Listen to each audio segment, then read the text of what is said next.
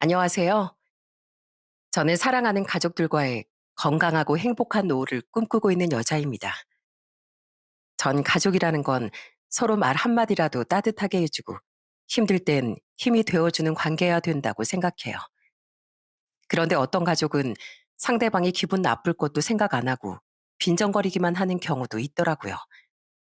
저희 동서가 그게 엄청 심했었는데요. 그것 때문에 저희 시댁 식구들이 한바탕 난리가 났었던 그 일에 대해 얘기해 보려고 합니다. 끝까지 재미있게 들어주셨으면 좋겠습니다. 제가 어렸을 때 저희 집은 부자는 아니었지만 그래도 중산층 정도는 되었습니다. 저희 부모님은 맞벌이를 하시느라 너무 바쁘셔서 저희 할머니가 저랑 오빠를 거의 다 키워주셨어요. 학교 끝나고 집에 가면 할머니가 이것저것 간식을 만들어주기도 하셨죠.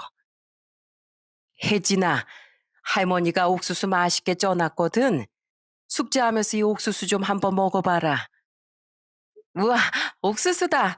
할머니 표 옥수수가 세상에서 제일 맛있는데.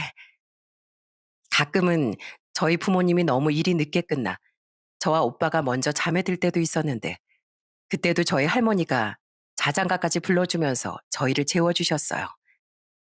그런데 그렇게 잘 지내던 중 제가 중학교 때 정말 충격적인 사건이 벌어지고 말았어요.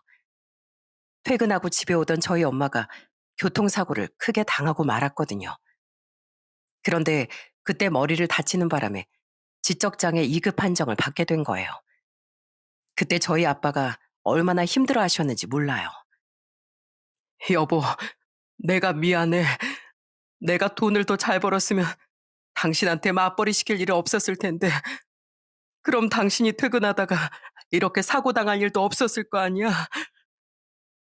한순간에 지적장애를 얻게 되신 저희 엄만 의사소통은 아무렇지 않게 되지만 기억력이 좀 나빠지고 고집이 세졌어요. 저희 외할머니는 제가 어렸을 때 이미 돌아가셨는데 그러다 보니까 저희 할머니가 엄마를 딸처럼 지극정성으로 챙겨주시더라고요. 엄마가 전에 하지 않던 실수를 할 때도 할머니가 화 한 번 안 내고 좋게 좋게 말씀하시더군요. 아이고, 애미야.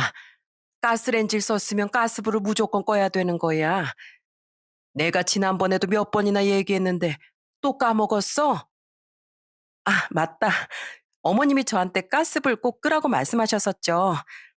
아, 분명히 외운다고 외웠는데 왜 자꾸 까먹는지 모르겠어요. 괜찮어. 까먹을 수도 있지. 대신에 다음번에 또 까먹어서 큰일 나면 안 되니까 차라리 다음부턴 밤에 배고프면 날 깨워라. 라면이든 뭐든 내가 끓여주면 되는 거잖니. 한 번은 저희 엄마가 감기 몸살에 심하게 걸린 적이 있었어요. 막 기침도 하고 열도 나길래 저희 오빠가 엄마한테 이렇게 얘기했습니다. 엄마, 열 나는데 병원 가야 되는 거 아니에요? 약이라도 먹어야 감기가 얼른 낫죠. 싫어. 엄마 병원 안 갈 거야. 엄마는 어른이라서 병원 같은 데 안 가도 나을 수 있거든? 엄마가 하도 고집을 부리니까 오빠가 할머니한테 얘기를 하더라고요. 그랬더니 할머니가 엄마 손을 꼭 붙잡고 또 설득을 하셨습니다. 애미야, 네가 빨리 감기가 나야 맛있는 것도 많이 먹고 놀러도 많이 가지. 그리고 네가 그렇게 집에서 기침을 콜록콜록 하고 있으면 혜진이랑 태진이한테도 감기가 옮을지도 몰라. 그러니까 얼른 나랑 같이 손잡고 병원 가자. 싫어요. 병원 가면 주사 맞아야 될 수도 있고 또 약 먹는 것도 싫단 말이에요. 큰 병도 아니고 감기인데 왜 자꾸 병원을 가라는 거예요.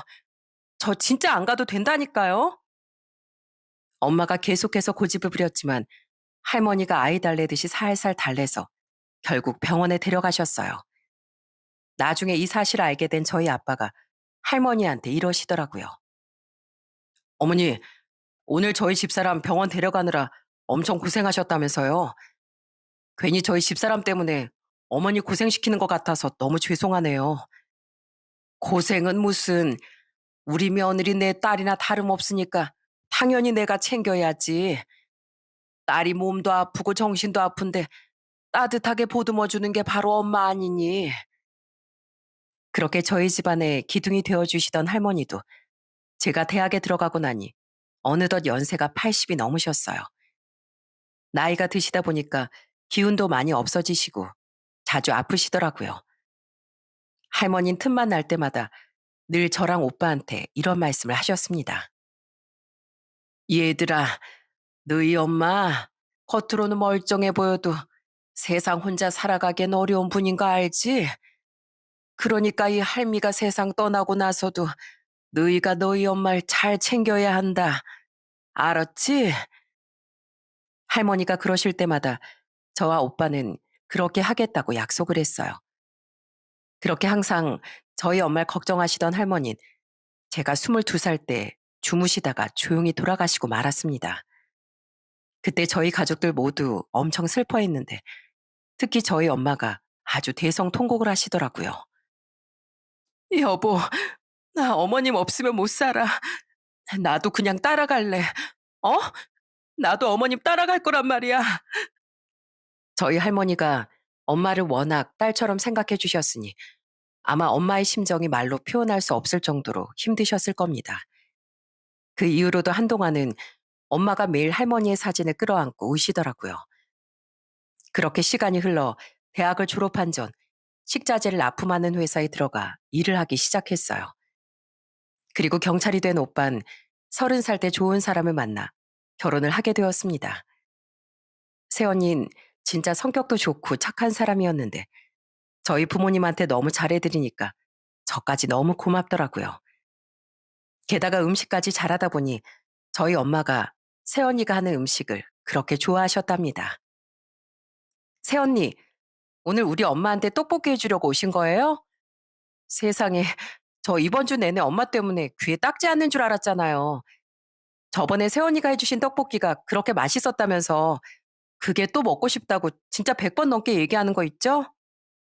아, 안 그래도 아버님한테 그 얘기 듣고 떡볶이 재료 사서 이렇게 바로 온 거예요. 어머님이 제가 해드린 떡볶이가 그렇게 맛있다는데 당연히 제가 해드려야죠. 새언니는 애처럼 구는 저희 엄마를 전혀 귀찮아하지 않고 정말 잘해드리더라고요. 전 오빠가 정말 좋은 사람이랑 결혼한 것 같아서 정말 기분이 좋았습니다. 그런데 항상 좋은 일만 있을 수는 없는 건지 저희 집안에 또 한 번 큰 사건이 발생하고 말았어요. 경찰로 일하는 저희 오빠가 범죄자를 체포하는 과정에서 크게 다치고 만 거예요. 그때 저희 가족들이 놀라서 다 같이 병원으로 달려갔는데 저희 새언니가 눈물까지 흘리면서 이러더라고요. 어머님, 아버님, 걱정하지 마세요. 인 제가 어떻게든 예전에 그 건강한 모습으로 돌려놓을게요.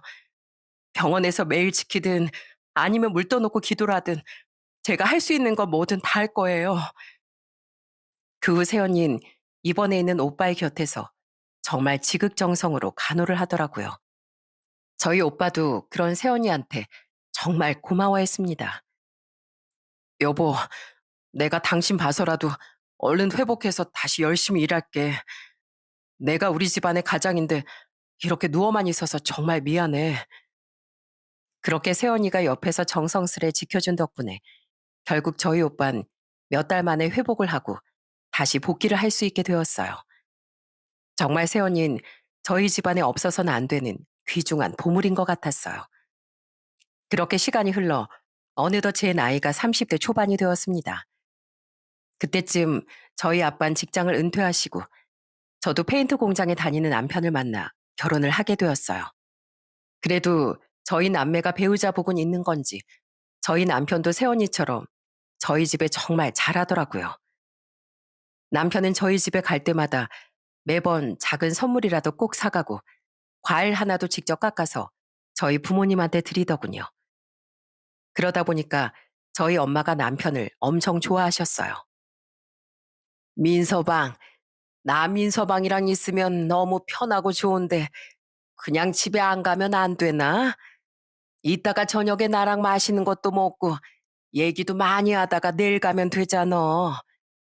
아유, 당신 우리 사이 부담스럽게 왜 그래? 평일에 일하느라 바쁜 사람인데 주말에 이틀이나 처가 있으면 얼마나 피곤하겠어. 그런데 저희 남편은 오히려 밝게 웃으며 이러더라고요. 어머님이 제가 그렇게 좋으시다는데 당연히 하루 더 있다 가야죠. 어머님, 저 오늘 집에 안 갈 거니까 걱정하지 마세요. 제가 내일까지 어머님이랑 실컷 놀아드릴게요.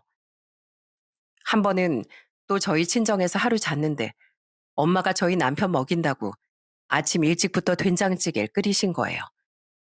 사실 할머니가 계실 땐 엄마한테 가스불을 못 만지게 했었는데 이젠 저희 아빠도 은퇴하고 집에 계시니까 종종 가스불을 사용하시거든요. 그런데 엄마한테 지적장애가 생긴 이후부터 된장찌개에 뭘 넣는 건지 자꾸 맛이 이상하더라고요. 그런데 남편은 저희 엄마가 끓여준 그 이상한 된장찌개를 먹고서도 인상 하나 안 찌푸리고 오히려 감탄을 하는 거예요. 이야, 우리 어머님 음식 솜씨가 진짜 대단하신데요. 아침부터 이렇게 구수한 된장찌개를 먹으니까 기운이 벌써부터 팍팍 나는 것 같습니다. 아이고, 그래? 우리 가족들은 다 맛없다고 하는데 역시 우리 민서방만큼은 내 편이네. 이러니까 내가 자네 오는 날만 기다리지. 남편은 저희 부모님뿐 아니라 저한테도 무척이나 잘해줬어요. 퇴근하고 집에 오면 늘 저부터 챙기는 사람이었습니다. 여보, 오늘 회사에서 뭐 힘든 일 없었어? 혹시라도 힘든 거 있으면 숨기지 말고 나한테 바로바로 얘기해. 그리고 피곤한 날은 집안일도 하지 말고 그냥 씻고 푹 쉬고 어차피 집안일은 체력이 남아도는 내가 다 하면 되거든. 게다가 저희 시부모님과 시동생, 시누이까지 저한테 잘해줬습니다. 시댁 식구들은 제가 시댁에만 가면 저를 그렇게 반가워해주고 또 제 생일 땐 시어머니가 미역국에 갈비찜까지 해주셨어요. 그런데 시댁 식구들 중 딱 한 명 마음에 안 드는 사람이 있었어요. 그건 바로 저보다 2년 먼저 결혼한 동서였습니다. 동선 이미 아들이 한 명 있는 데다가 제가 결혼한 당시에도 둘째를 임신한 상태였어요. 그래서 그런지 맨날 애 핑계를 대면서 아무것도 안 하려고 하더라고요. 형님, 전 애도 봐야 되고 몸도 무거우니까 음식 안 해도 되죠? 형님은 홀몸이니까 하나도 안 힘드시잖아요. 그래, 우리 조카 건강하게 태어나야 되니까 동성 가서 편하게 쉬고 있어. 음식은 나랑 어머님이랑 둘이 해도 충분해. 동서가 말하는 게 조금 쌀쌀 맞긴 했지만 그래도 임산부니까 이해해 주려고 했어요. 제가 임신을 해본 적은 없었지만 임산부가 몸이 얼마나 힘든진 주변에서 많이 들어서 알고 있었거든요. 그런데 동선 임신했다는 이유로 자꾸만 이기적으로 굴더라고요. 시댁에서 모일 때마다 자꾸 가족들 다 들리게 투덜거리는 거예요. 아, 진짜. 원래 식단은 임산부한테 맞춰야 되는 거 아닌가? 난 생선 말고 소고기 먹고 싶은데 왜 하필이면 오늘 저녁에 생선구이냐고. 동서, 그렇게 소고기가 먹고 싶었으면 진작에 얘기를 하지 그랬어. 난 어머님이 동서 아무거나 다 잘 먹는다길래 오랜만에 생선이나 굽자고 했지. 그걸 꼭 제가 먼저 얘기해야 돼요? 그런 건 원래 가족들이 알아서 물어보고 챙겨줘야 되는 거거든요. 임신해서 성격이 예민해진 건지 아니면 원래부터 저런 건지 저로선 알 수가 없었습니다. 남편 말론 원래도 성격이 좀 까칠한데 요즘 들어 더 심해졌다고 하더라고요. 그래도 전 동서와 잘 지내고 싶은 마음에 동서가 둘째를 낳았을 때 아기 옷이랑 신발도 선물했어요. 그런데 동서는 제 선물을 보고서 고맙다는 말도 없이 또 빈정거리는 거예요. 형님, 이제 보니까 진짜 센스 없으시네요. 이런 아기 옷이나 신발 같은 건 친구들한테 많이 받는 선물인데 가족이면 이것보단 더 좋은 걸 해줬어야죠. 뭐? 내 딴엔 그래도 좋은 거 고른다고 고른 건데 그게 그렇게 마음에 안 들어? 그럼 그냥 도로 가져갈까? 아니, 뭘 줬던 걸 또 뺏고 그래요. 전 그냥 형님이 센스가 좀 없는 것 같아서 얘기해 드리는 거예요. 아무래도 형님이 애가 없어서 뭘 모르시는 것 같은데 모르시면 주변 친구들한테라도 좀 물어보고 배우세요. 아, 동서. 난 동서 생각해서 선물 사온 건데 내가 이런 소리까지 들어야 돼? 동서 이런 식으로 하면 나 앞으로 동서한테 아무것도 못 해줘. 괜히 좋은 마음으로 해줬다가 또 이런 소리 들으면 나만 기분 나쁘잖아. 저는 동서가 저한테 매번 시비를 거는 것도 짜증났지만 무엇보다도 자꾸만 저한테 애가 없어서 모른다는 식으로 얘기하는 게 너무 기분이 나쁘더라고요. 사실 제가 남편과 결혼한 지 2년이 되었는데도 애가 안 생기고 있었거든요. 그래서 남편과 같이 난임 병원도 다니고 시험관 시도도 해봤는데 계속 실패하기만 했어요. 다른 사람들한텐 잘만 찾아오는 아이가 왜 저희한테는 안 찾아오는 걸까 하는 마음에 하루하루 우울했습니다. 그런데 그 와중에 동선 그런 제 마음도 모르고 자꾸 저를 약올리더라고요. 형님, 다음 주에 우리 둘째 돌잔치인 거 알죠? 아무리 형님이 애가 없어서 모른다지만 이번엔 친구들한테 물어보고 좋은 선물로 좀 골라보세요. 형님이 마음을 예쁘게 써야 애가 생기는 거예요. 하도 동서가 이러니까 전 이대로 있어선 안 될 것 같더라고요. 그래도 그때까진 동서와 잘 지내보고 싶은 마음에 동서한테 밥 사준다고 불러서 좋게 좋게 얘기를 해봤습니다. 동서, 혹시 나한테 뭐 불만 있어? 같은 며느리끼리 서로 의지하고 친하게 잘 지내면 좋은데 동서가 자꾸 나한테 툴툴거리기만 하니까 내가 동서랑 친해지는 게 힘들어서 그래. 그러니까 나한테 뭐 불만 있으면 그냥 속 시원하게 얘기 좀 해봐. 네? 저 형님한테 불만 없는데요? 그리고 제가 언제 형님한테 툴툴거렸다고 그래요? 툭 하면 나한테 애가 없어서 모른다는 둥, 센스가 없다는 둥, 내가 하는 것마다 다 시비 걸고 짜증내잖아. 그거 나한테 일부러 그러는 거 아니야? 아닌데요? 그냥 제 말투가 원래 그런 것 뿐이에요. 전 아무 의미 없이 얘기한 건데 그걸 꼬아서 듣는 형님이 잘못이죠. 결국 그날 동서와의 관계를 개선해 보려던 저의 노력은 수포로 돌아가고 말았습니다. 그 이후에도 제가 몇 번이나 동서와 대화를 시도해 봤지만 나아지는 게 전혀 없었어요. 안 그래도 애가 안 생겨서 우울한데 동서까지 저러니까 힘들더라고요. 그래도 저희 남편이 저와 저희 가족들한테 너무 잘해줘서 힘이 많이 됐습니다.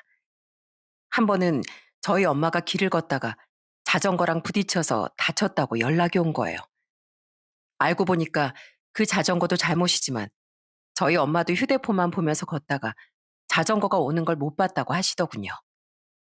그 소식을 듣고 퇴근하자마자 남편이랑 같이 달려갔는데 남편이 저희 엄마를 위로해드리면서 이러더라고요. 어머님, 몸은 좀 괜찮으세요? 그래도 생각보다 많이 안 다치셔서 다행이네요. 그나저나 걸을 때 휴대폰만 보면서 걸으면 위험하니까 앞으로는 조심하셔야 돼요. 아유, 휴대폰에 재밌는 게 많은데 어떡해. 길은 가야 되고 유튜브는 보고 싶고 나보고 어떡하란 말이야. 그러니까 재밌는 건 집에서 보면 되는 거잖아요. 어머님이 또 그렇게 휴대폰만 보면서 걷다가 다치시면 제 마음이 너무 아프단 말이에요. 어머님 저 엄청 좋아하시죠? 그러니까 저 생각해서라도 다음부턴 꼭 조심하세요. 아셨죠?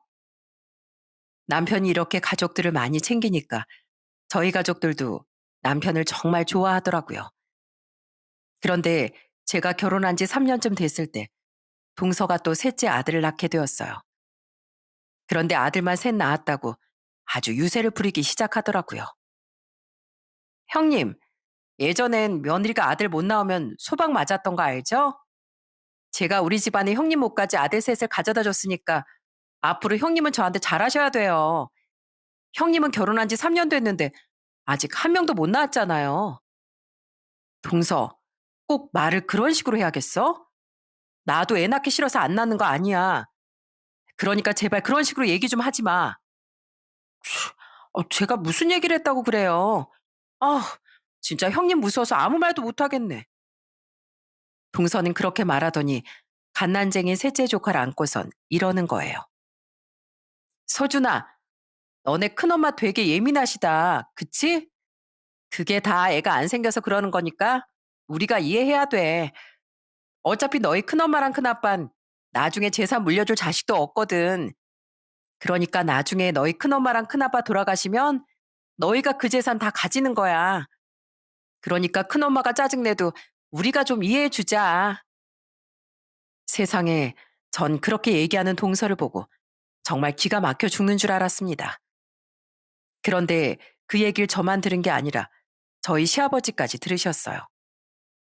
시아버진 그 얘기를 듣자마자 동서한테 크게 화를 내시더라고요. 둘째 너, 지금 그게 무슨 소리니? 애한테 좋은 말만 해줘도 모자랄 판에 어디서 엄마라는 사람이 그런 말 같지도 않은 소리를 하고 있어? 그러자 마침 거실로 나오던 시동생도 한숨을 푹푹 쉬면서 이러더라고요. 아휴, 당신 또 무슨 말을 했길래 아버지한테 잔소리를 듣고 있는 거야? 당신 또 우리 형수님 앞에서 이상한 얘기했지? 내가 제발 부탁이니까 그 입 좀 조심하라고 했잖아. 아 진짜? 아 왜 다들 나만 가지고 난리야. 사람 입이 뚫렸으면 하고 싶은 말 하면서 살 수도 있는 거지. 내가 시댁에 와서 매번 눈치 보면서 얘기해야 되냐고. 가족들이 다 뭐라고 하는데도 동선 자기가 뭘 잘못했는지 모르는 것 같더라고요. 그래서 저도 어느 순간부턴 동서와 잘 지내야겠다는 생각을 안 하게 됐어요. 그 후로도 저희 부부는 임신을 하기 위해 정말 수도 없이 많은 노력을 했습니다. 시험관 시도도 여러 번 실패하고 한의원 치료까지 다 해봤지만 전부 다 소용이 없었어요. 그러다 보니까 결혼한 지 6년쯤 됐을 때 이제 포기해야 되나 싶은 마음이 들었습니다. 여보, 우리 그냥 애 없이 우리 둘만 사는 걸로 할까? 이제 나도 나이가 30대 후반인데 언제까지 계속 시도만 할 순 없잖아. 그래. 사실 나도 당신 힘들어하는 거 보면서 그냥 우리끼리만 잘 살자고 얘기하고 싶었어. 그리고 어차피 요샌 애 없이도 잘 사는 부부들 많잖아. 그러니까 우리 지금부턴 안 되는 거 억지로 하려고 하지 말자고. 알았지? 결국 저희 부부는 결혼 6년 만에 임신을 포기하게 되었어요. 그렇게 원하던 아이는 가지지 못하게 되었지만 그래도 사랑하는 남편과 서로 의지하며 평생 행복하게 살면 그만이라고 생각했습니다. 하지만 그것마저도 저한텐 욕심이었던 걸까요? 결혼한 지 7년쯤 됐을 때부터 남편이 점점 몸이 안 좋아지기 시작하는 거예요. 평소보다 너무 피곤해하는 데다 자꾸 몸이 간지럽다고 하고 어느 순간부턴 얼굴도 누렇게 뜨는 거예요. 아무래도 이상하다는 생각에 병원에 가서 검사를 해봤는데 간경화라는 청천벽력 같은 진단을 받게 되었습니다. 평소에 남편이 술, 담배도 거의 안 하는 사람이라 간경화에 걸릴 줄은 정말 상상도 못했어요. 그런데 알고 보니까 술을 안 마셔도 비만이나 당뇨, 자가 면역 질환 같은 것 때문에 간경화에 걸릴 수도 있다고 하더라고요. 그 후 남편은 약물 치료 시도했지만 잘 호전되지 않았습니다. 결국엔 의사가 간 이식까지 추천을 하더라고요. 지금 환자분한텐 간 이식이 최선입니다. 가족분들 중에 적합하신 분들이 있으면 이식 수술을 해주셔도 되고 아니면 공여자가 나타날 때까지 기다리셔야 돼요. 간 이식을 하지 않으면 목숨이 위험할 수도 있다는 말에 저희 가족들 모두 얼마나 충격을 받았는지 몰라요. 특히 저희 시아버지는 눈물까지 보이시면서 이러시더라고요. 혜미야, 우리 아들 불쌍해서 어떡하니? 우리 아들 어렸을 때부터 정말 우리 집안을 위해서 희생 많이 했던 애야. 우리 집안 형편이 안 좋다 보니까 고등학교 때부터 신문 배달까지 하고 내가 돈이 없어서 우리 아들 대학도 못 보냈다. 그런데도 우리 아들은 가난한 집안 형편을 원망하지도 않고 고등학교 졸업하자마자 취업해서 돈 벌러 다니는 애야. 지금 살고 있는 이 집도 우리 아들이 해준 거나 마찬가지라고. 사실 저희 시댁이 형편이 좀 안 좋은 편이긴 했는데 예전엔 지금보다 훨씬 더 안 좋았다고 하더라고요. 원래 시부모님이 사시던 집이 연탄 보일러를 떼는 집이었는데 남편이 결혼 전에 돈을 벌어서 조금 더 좋은 집으로 이사를 시켜드렸대요. 그렇게 가족을 위하며 살았던 남편한테 그런 큰 병이 생겼다고 하니까 가족들 모두 얼마나 힘들어했는지 모릅니다. 그런데 얼마 후 저희 시동생이 남편을 위해 나서더라고요. 형, 내가 형한테 간 이식해 줄 테니까 걱정하지 마. 내가 병원 가서 검사해 봤는데 다행히 이식에 적합하다고 하더라고. 우리 어머니랑 아버진 연세도 많으신데 당연히 동생인 내가 형을 구해야 되는 거잖아. 그런데 그때 동서가 기겁을 하면서 날뛰기 시작했어요. 뭐라고? 당신 나한테 그런 얘기 한마디도 없었잖아. 애가 셋이나 있는 사람이 그게 무슨 미친 소리야? 미친 소리라니. 당장 우리 형이 큰일 나게 생겼는데 동생인 내가 이식 안 해주면 누가 이식을 해줘? 당신이 아주버님 동생이기만 해? 내 남편이자 우리 애들 아빠이기도 하잖아. 당신 아주버님한테 간이식 해주다가 잘못되면 어떡할 건데? 그럼 나랑 우리 애들 어떡할 거냐고. 동서가 그렇게 길길이 날뛰는데도 저희 시부모님은 물론이고 저까지 아무 말도 할 수가 없었어요. 사실 저도 동서의 마음을 알 것 같았거든요. 동서 말대로 간이식 수술을 하다가 잘못될 수도 있는 거고 수술 후에 후유증이라도 생기면 일을 못하게 될 수도 있는데 애가 셋이나 있는 가장이 시도하기엔 너무 위험했으니까요. 하지만 저는 제가 사랑하는 남편이 이식 수술을 받지 못해 세상을 떠나는 건 절대 볼 수가 없었습니다. 그래서 조용히 병원에 가서 간 이식 적합성 검사를 했어요. 그런데 정말 다행히도 수술에 적합하다고 나오더군요. 결국 저는 그 이후에 시댁에서 다 같이 모였을 때 시댁 식구들한테 중대 발표를 했습니다. 서방님, 우리 그 간 이식 제가 할게요. 얼마 전에 병원 가서 검사해봤는데 이식 수술 할 수 있다고 하더라고요. 서방님은 애들도 셋이나 있으니까 건강한 몸으로 애들한테 더 신경 쓰셔야죠. 그리고 동서, 수술은 내가 할 거니까 너무 걱정하지 마. 서방님이 우리 남편 때문에 잘못되는 일 절대 없게 할 거야. 그런데 제가 그렇게 얘기하자 동서가 코웃음을 치면서 저한테 이러는 거예요. 참, 진작에 형님이 한다고 했어야지. 왜 괜히 절 걱정하게 만들어요? 그리고 해주면 해주는 거지. 굳이 가족들 다 있는 데서 그렇게 심각하게 얘기해야겠어요? 아휴, 마누라로서 당연히 해줘야 되는 거 가지고 엄청 생색내네. 그러자 옆에 있던 시동생이 또 불같이 화를 내기 시작했습니다. 당신 진짜 미쳤어? 아무리 사랑하는 부부 사이에도 이식 수술 같은 거 해주는 게 그렇게 쉬운 일인 줄 알아? 우리 형수님이 큰맘 먹고 형을 위해서 수술해 주신다는데 당신이 무슨 자격으로 그딴 소리를 하냐고? 아, 진짜. 왜 또 나한테만 난린데? 왜 다들 형님 편만 드냐고? 그런데 그렇게 동서랑 시동생이 싸우는 와중에 저희 남편은 충격을 받아서 저한테 울고불며 이러더라고요. 여보, 이건 아니야. 나 때문에 당신 수술대 오르게 할 수는 없어. 차라리 내가 아프고 말지. 당신한테 그런 수술을 못 시킨단 말이야. 여보, 그러지 말고 그냥 우리 조금만 더 기다려보자. 다른 공여자가 나타날 수도 있으니까 조금만 더 기다려보자고. 그러자 저희 시부모님도 제 손을 붙잡으면서 이러시더라고요. 그래, 애미야. 아무리 우리 아들이 중요하다지만 어떻게 너한테 그런 희생을 하라고 할 수가 있겠니? 내가 너랑 사돈 들게 죄송해서라도 그렇겐 도저히 못하겠다. 아니에요, 어머님. 제가 그동안 이 사람 때문에 얼마나 행복하게 살았는데 아플 때 나 몰라라는 건 사람의 도리가 아니죠. 그리고 안 그래도 저희 부모님한테 미리 말씀드리고 허락도 받았어요. 부모님께서 걱정하시긴 했는데 그래도 제가 결정한 거니까 응원해 주겠다고 하시더라고요. 저희 부모님도 이가 아파서 엄청 가슴 아파하셨거든요. 그 후 저와 남편은 수술 날짜를 잡고 수술을 하게 되었어요. 천만다행으로 둘 다 아무 문제 없이 수술이 무사히 끝나게 되었습니다. 시댁 식구들은 물론이고 저희 친정 부모님도 오셔서 절 걱정해 주시더라고요.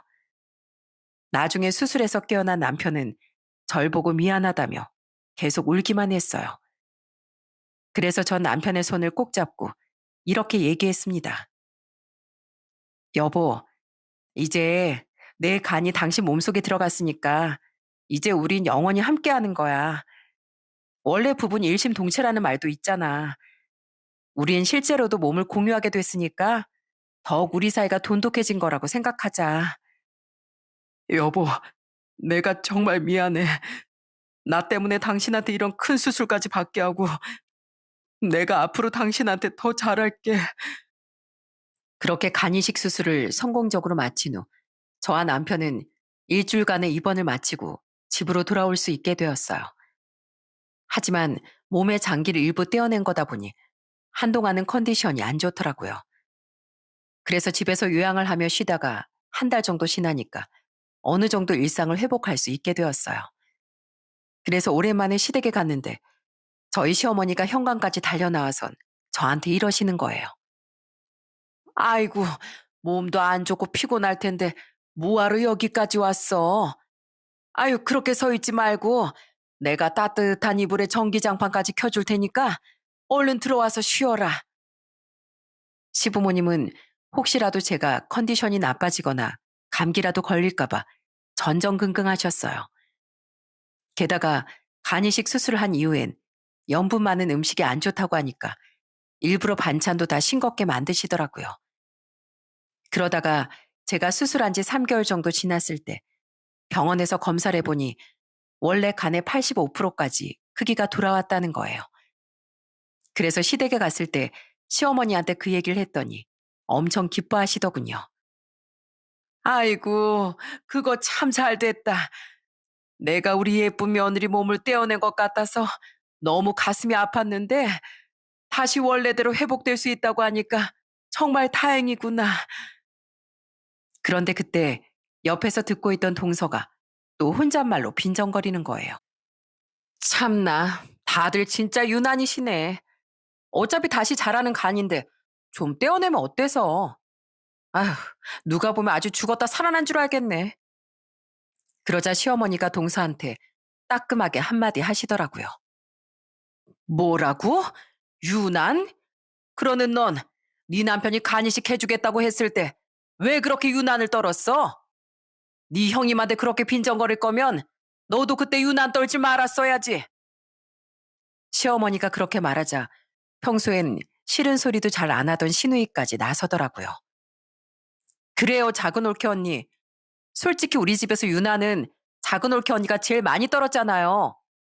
우리 큰 올케 언니 덕분에 작은 오빤 수술 안 하게 됐으니까 작은 올케 언니 그냥 조용히 입 다물고 고마워하기나 해요. 그러자 동서는 기분이 나쁘다면서 입을 삐죽 내밀고 하루 종일 툴툴거리더군요. 가족들이 다 그렇게 뭐라고 하는데도 왜 그 성격을 못 고치는 건지 이해가 되지 않았어요. 그러다가 몇 달이 지나 명절이 되었습니다. 시댁 식구들끼리 다 같이 모여 음식도 하고 즐겁게 수다도 많이 떨었어요. 남편이랑 저랑 둘 다 수술을 잘 마치고 이렇게 건강하게 웃을 수 있는 게 너무 감사하다는 생각이 들더라고요. 그렇게 한참 재밌게 놀다가 다들 각자 할 일을 하고 있는데 이상하게 아직 저녁 먹을 시간이 안 됐는데도 너무 배가 고픈 거예요. 그래서 저 혼자 주방에 가서 전도 집어 먹고 떡국도 조금 떠먹었습니다. 그런데 마침 부엌에서 애들 밥을 먹이고 있던 동서가 또다시 저한테 시비를 걸기 시작했어요. 아유, 점심 먹은 지 몇 시간이나 됐다고 또 먹어요? 애도 못 낳는 사람이 잘 처먹네요. 뭐라고? 애도 못 낳는 사람이 잘도 처먹는다고? 왜? 애 못 낳는 사람은 배고플 때 음식도 먹으면 안 되는 거야? 당연하죠. 옛날엔 애 못 낳는 며느린 죄인이라고 했어요. 그런데 형님은 결혼한 지 10년 다 돼가는데 애를 한 명도 못 낳았으면 밥도 눈치 보면서 먹어야 되는 거 아니에요? 형님이 그렇게 돼지같이 식탐이 많으니까 애가 안 생기는 거예요. 뭐? 동서 진짜 미쳤구나. 아무리 내가 싫어도 그렇지. 어떻게 그런 심한 막말을 해? 그래, 나 식탐 많은 돼지다. 요즘에 컨디션이 괜찮아져서 운동도 좀 하고 그랬더니 출출해서 좀 집어 먹었다고. 그런데 내가 이렇게 먹은 게 동서한테 무슨 피해라도 줬어? 왜 사람 먹는 거 가지고 쓸데없이 시비 걸고 난리야? 피해를 주지 그럼 안 줬어요? 내 눈앞에서 집어먹는 거 꼴보기 싫다고요. 애도 못 낳는 주제에 목소리만 더럽게 커가지고 저도 형님이랑 이렇게 싸우는 거 진짜 짜증나거든요. 별것도 아닌 거 가지고 시비를 거는 동서의 모습에 정말 눈이 뒤집어지는 줄 알았습니다. 그래서 한마디 더 하려는데 갑자기 방에서 시어머니가 나오셨어요. 시어머니가 저희의 대화를 다 들으셨는지 잔뜩 화난 얼굴로 동서한테 이러시더라고요. 둘째 너, 잠깐 기다려. 내가 가만히 안 둘 테니까 여기서 기다리고 있으라고. 얘들아, 어른들끼리 할 얘기가 있으니까 방에서 조용히 좀 놀고 있을래? 시어머니는 조카들을 방에다 데려다 주시더니 다시 부엌으로 나오시더군요. 그런데 부엌으로 온 시어머니가 갑자기 동서의 뺨을 세게 후려치시는 거예요. 그 바람에 동선 물론이고 저까지 얼마나 놀랐는지 몰라요. 동서는 눈을 동그랗게 뜨고선 아무 말도 못하더라고요. 둘째 너, 도대체 언제까지 네 형님한테 그렇게 함부로 할 거야? 네 형님이 결혼하고 애가 안 생겨서 얼마나 힘든 시간 오래 보냈는지 뻔히 알면서 왜 자꾸 그 얘기를 들먹이고 기분 나쁘게 만드냐고? 자, 형님이 애가 안 생기는 게 저 때문이에요? 그냥 전 있는 사실 그대로 얘기한 건데 왜 저한테만 뭐라고 하시냐고요? 그리고 형님은 애가 안 생겨서 아주버님과 둘이 알콩달콩하면서 여태까지 편하게 살았지만 전 애새 키우느라 엄청 고생했거든요? 그런데 어머님이고 아버님이고 다 맨날 형님 편만 드시잖아요. 그까짓 간이식 좀 해줬다고 맨날 공주 대접에다 금이야 오기야 애지중지하는 거 진짜 꼴 보기 싫었거든요? 뭐라고? 그깟 간이식이라니. 너 그게 얼마나 힘든 결정인지 나 알고 말하는 거야? 다행히 둘 다 수술이 잘 됐으니 망정이지. 안 그랬으면 수술하다 잘못됐거나 후유증으로 힘들어했을 수도 있어. 네 형님이 남편 하나 살려보겠다고 큰 결심하고 희생한 건데 아무것도 도와준 것도 없는 네가 무슨 자격으로 그딴 말을 짓거려? 결혼하고 애도 못 낳는 여자면 남편한테 그 정도 해줘야지 정상 아니에요? 여자 구실 못하니까 그렇게라도 해야죠. 그게 싫었으면 저처럼 애를 둘 셋을 순풍순풍 낳던가요. 그런데 그때 남편과 시동생 그리고 시아버지까지 부엌으로 달려오시더군요.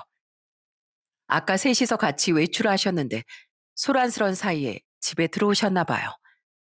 시아버지도 동서한테 불같이 화를 내시고 시동생은 동서를 아주 쥐잡듯이 잡더군요. 당신 진짜 미쳤어? 당신이 뭔데 자꾸 우리 형수님한테 그딴 식으로 대하는 거야?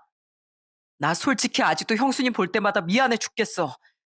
내가 처자식 딸린 사람만 아니었어도 우리 형한테 내 간이식 해줄 거였는데 형수님이 나 대신에 수술해 준 것 때문에 진짜 미안해 죽겠단 말이야. 그런데 당신은 우리 형을 살려준 형수님한테 어떻게 그럴 수가 있어? 형수님 아니었으면 우리 형 어떻게 됐을지 몰라. 우리 가족이랑 영영 못 보게 됐을 수도 있다고. 아이 진짜 왜 다들 나만 갖고 난리야? 난 그냥 말 한마디 했을 뿐인데 왜 다들 날 못 잡아먹어서 안달이냐고. 그러자 이번엔 저희 남편까지 동서한테 화를 내더군요. 재수 씨, 내가 그동안은 그래도 내 동생 와이프니까 참아보려고 했는데 이제 더 이상은 안 되겠네요. 가족끼리 할 말이 있고 못할 말이 있지. 어떻게 우리 와이프한테 그런 얘기를 해요? 한 번만 더 우리 와이프한테 그런 심한 말 짓거렸다간 제가 가만히 안 둡니다. 아시겠어요? 그땐 재수 씨고 뭐가 없다고요. 아주버님까지 왜 이래요? 진짜 짜증나 죽겠네. 이놈의 집구석 진짜 짜증나서 돌아버리겠다고. 왜 다들 형님 편이야? 왜 내 편은 하나도 없냐고. 동선 혼자서 막 소리를 지르고 난리치더니 결국엔 자기 분을 못 이겨 집 밖으로 혼자 나가버리더군요. 가족들 모두 그 모습을 보고 얼마나 어이없어 했는지 모릅니다.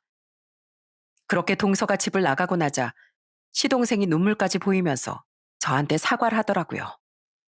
형수님, 제가 저희 와이프 대신해서 사과드리겠습니다. 형수님이 우리 집안에 어떤 사람인데 저희 와이프가 저렇게 날뛰도록 내버려 둔 거 다 제 잘못이에요. 형수님, 제가 앞으로는 저 사람 형수님한테 함부로 못하게 만들게요. 제가 이혼한 한이 있어도 다신 저런 짓 못하게 만들겠다고요. 그러자 저희 남편도 저한테 이러더라고요. 여보, 나야말로 당신한테 정말 미안해. 내가 병에 걸리는 바람에 수술까지 받게 만들고 이젠 재수 씨한테 저런 수모까지 당하게 만들었으니 이게 다 나 때문인 것 같아. 당신하고 결혼해서 행복하게 만들어주겠다고 약속했었는데 이렇게 당신 마음 힘들게 해서 정말 미안해. 하지만 이게 어디 남편이나 시댁 식구들의 잘못인가요? 이건 다 개념 없고 인성이 더러운 동서 잘못이죠. 시부모님까지 저한테 미안하다고 사과를 하셨는데 저는 다 괜찮으니까 걱정하지 말라고 말씀드렸습니다. 그러자 시동생이 앞으로는 자기 와이프 꼭 단속하겠다고 저한테 몇 번이나 약속을 하더라고요. 그런데 정말로 시동생이 동서한테 무슨 수를 쓰긴 쓴 걸까요?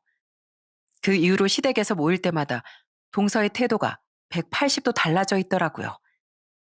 예전엔 고개를 빳빳이 들고 맨날 저한테 시비 걸던 사람이 이젠 고개를 푹 숙이고 아무 말도 안 하는 거예요. 게다가 제가 뭔 말만 하면 말대꾸도 안 하고 그냥 네 형님 하고 대답을 하더라고요. 그런데 역시 그 본성을 쉽게 고칠 수는 없는지 다 같이 식사하는 자리에서 혼자서 고기 반찬을 다 집어먹다가 시어머니한테 한 소리 먹고 말았어요. 둘째 너, 다 같이 밥 먹는 자리에서 왜 이렇게 욕심을 부려?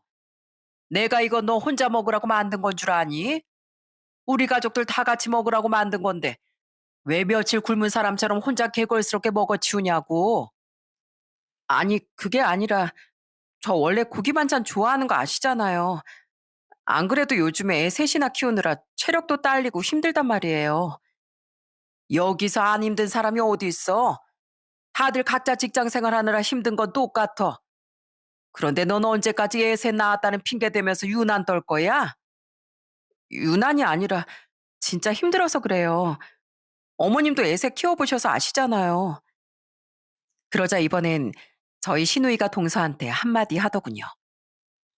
올케 언니, 올케 언니가 우리 큰올케 언니한테 간이식 해주기 싫었으면 올케 언니처럼 애 셋 순풍순풍 낳지 그랬냐고 했다면서요? 그런 작은 올케 언니도 애 키우느라 힘들다고 징징댈 거면 낳지 말지 그랬어요. 올케 언니가 선택해서 낳았으면서 왜 그거 가지고 유난이에요? 아가씨까지 진짜 왜 이래요. 내가 말실수 한 번 한 거 가지고 진짜 다들 너무하시네. 그 이후에도 동선 거의 쭈구리처럼 자기 할 말도 못하고 주눅들어 지내더라고요. 나중에 시동생한테 얘기를 들어보니까 한 번만 더 말 함부로 하고 제멋대로 날뛰면 당장 이혼한다고 얘기했대요. 그랬더니 이혼하는 건 싫었는지 이제서야 저렇게 성격을 죽이고 조용히 사는 것 같더라고요. 그러다가 하루는 시댁에 갔는데 동서가 저보고 할 말이 있다며 밖으로 불러내더라고요. 형님, 제가 진짜 잘못했어요. 제가 워낙에 말을 툭툭 내뱉는 성격이라 형님한테 못할 말을 많이 했던 것 같아요. 그런데 형님, 저 요즘에 진짜 힘들어 죽겠단 말이에요.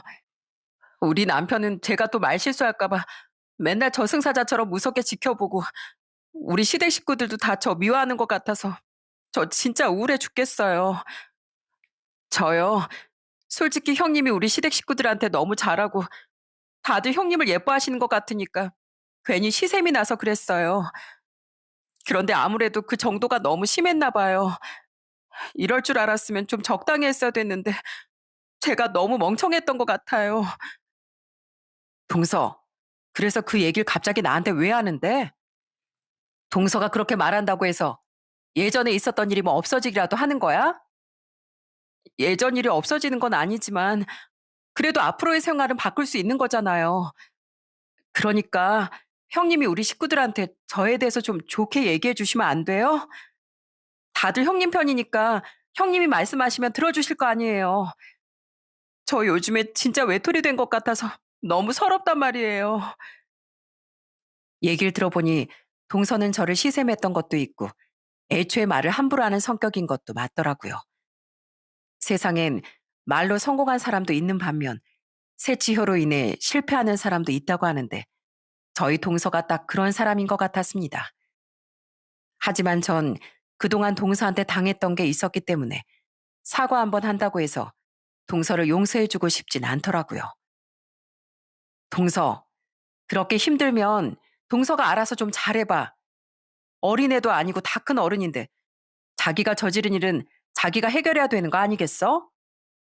동서 말대로 동서내를 셋이나 낳은 대단한 사람이잖아. 그러니까 나한테 이렇게 구질구질하게 얘기하지 말고 가족들 마음은 동서가 노력해서 직접 되돌려 보라고. 알았어? 형님, 그러지 말고 제발 저 한 번만 도와주세요. 네? 하지만 전 더 할 얘기 없다고 하고 다시 집으로 들어와 버렸습니다. 그 후에도 동서는 계속 쭈구리처럼 지내며 저한테 자꾸 도와달라는 눈빛을 보내는데 전 그냥 그 눈빛을 외면하고 있어요. 결혼 생활 10년 하는 동안 저한테 그렇게 함부로 한 사람을 제가 뭐하러 도와주겠어요? 앞으로도 동서랑은 사적으로 친해지는 일 없이 그냥 동서랑 형님 관계로만 지낼 생각이에요. 언젠간 동서가 정말로 정신 차리고 성격을 고칠 수도 있겠지만 적어도 아직까진 아닌 것 같거든요. 저희 시댁 식구들은 여전히 저한테 엄청 잘해주고 계세요. 이제 남편이랑 저랑 어느 정도 몸이 회복된 상태라 앞으로 남편과 함께 할 건강한 미래만을 꿈꾸고 있답니다. 그런데 얼마 전 남편과 상의 끝에 큰 결정을 하게 되었어요. 더 나이 먹기 전에 아이를 입양하기로 했거든요. 요즘에 우리나라에서 해외로 입양 가는 아이들이 많다고 하는데 그런 아이들에게 부모가 되어주고 싶더라고요. 저희 부모님도 그 결정을 정말 많이 응원해 주셨습니다. 혜진아, 정말 잘 생각했다. 꼭 핏줄이 이어져야지만 가족이 아니야. 너희 할머니가 너희 엄마를 딸처럼 생각했던 것처럼, 그리고 너희 시부모님이 널 아껴주시는 것처럼 너도 누군가에게 사랑을 듬뿍 주는 사람이 되었으면 좋겠구나. 요즘 남편과 같이 입양을 알아보고 있는데 입양 절차가 참 까다롭더라고요. 아직은 저희 부부한테 어떤 아이가 찾아오게 될지 모르겠지만 부모로서 최선을 다해 그 아이를 키울 생각입니다. 제가 살면서 저희 할머니와 부모님 그리고 시부모님한테 받은 사랑만큼 나중에 입양하게 될 그 아이한테 사랑을 듬뿍듬뿍 줄 거예요. 제가 난임 치료를 하면서 인터넷 카페 같은 데도 많이 가입을 했었는데 요즘 젊은 부부들 사이에 난임으로 고생하는 부부가 그렇게 많다네요. 제가 난임을 겪어보니까 자기 자신한테 화가 날 때도 많고 세상을 원망하게 되기도 하더라고요. 그럴 때 저희 동서처럼 아픈 곳을 쿡쿡 찌르는 사람이 있으면 얼마나 가슴에 상처가 많이 되는지 모릅니다. 제 사연을 듣고 계시는 분들께서도 주변에 난임으로 고통받는 부부가 있다면 따뜻한 말 한마디 해주셨으면 좋겠어요. 심적으로 많이 지친 사람들이기 때문에 그런 따뜻한 말 한마디가 엄청 힘이 많이 되거든요. 아참, 그리고 저처럼 가족을 위해 간이나 신장 등 장기 이식 수술을 하게 된 분들도 정말 응원합니다. 공여자뿐만 아니라 수혜자분까지도 부작용 없이 건강하게 잘 사셨으면 좋겠어요. 저도 남편이랑 건강관리 열심히 하고 병원도 꾸준히 다니려고요. 그럼 전 이만 제 사연을 마치도록 하겠습니다. 끝까지 들어주셔서 정말 감사합니다. 오늘 하루도 건강하고 행복한 하루 보내세요.